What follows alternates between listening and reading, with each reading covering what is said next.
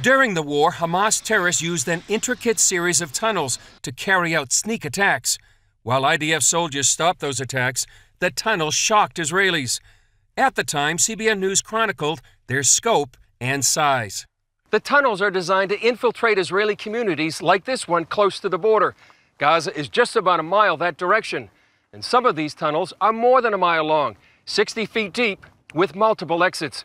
It proves that Hamas has been planning this for a very long time. Israel destroyed many of the tunnels, but the frightening memory remains. Dan Gordon, a veteran of 6 Israeli wars, talked about their effectiveness.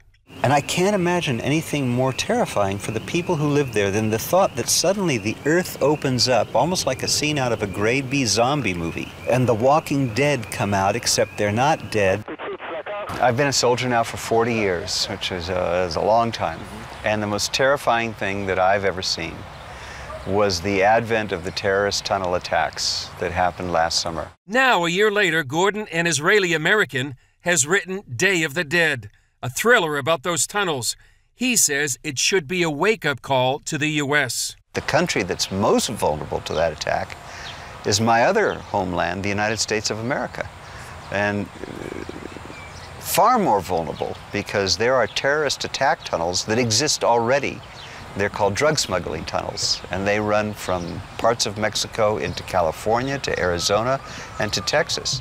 A former FBI agent warned recently that those tunnels could be used as an underground highway for ISIS.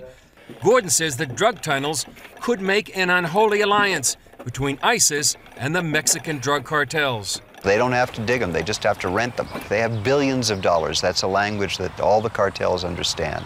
Gordon says ISIS studied Hamas last summer. They watched what Hamas did. They saw why it failed. They know how it can succeed. And what people don't realize is the Middle East, for ISIS, is their R&D lab. It's their Silicon Valley for what they intend to do to the United States. He says southern border cities and towns like San Diego are vulnerable. The reason the United States is so vulnerable to that, we don't have the surveillance over that border that Israel does. We don't have our most elite military units on constant patrol on the American-Mexican border.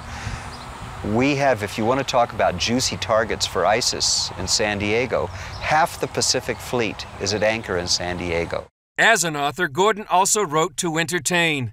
One reviewer said Gordon gets into the mind of a terrorist like no one since Tom Clancy. But Gordon says it has things Clancy never included in his thrillers. It's a big Tom Clancy, wonderful international espionage, great read.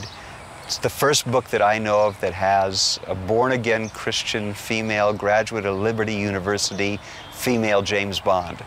At the heart of that book, the other thing is faith. At the heart of that book is something that you and I have both experienced together, which is you may think that you're in control, but the one who's in control at all times is the Almighty. Gordon refutes the notion he's giving ideas to ISIS. He points out they've already got the blueprints. He says the U.S. needs to wake up to this clear and present danger. I guarantee you there are people from ISIS right now who are examining U.S. cities. And like any military, there are numbers of hot young commanders who are saying, I have a great idea, and they're presenting their plans to the general staff of ISIS. One of those plans is going to get accepted, and one of those plans is going to get implemented. And if I am looking at what's the most logical plan, it's in that book, Day of the Dead. Chris Mitchell, CBN News, Jerusalem.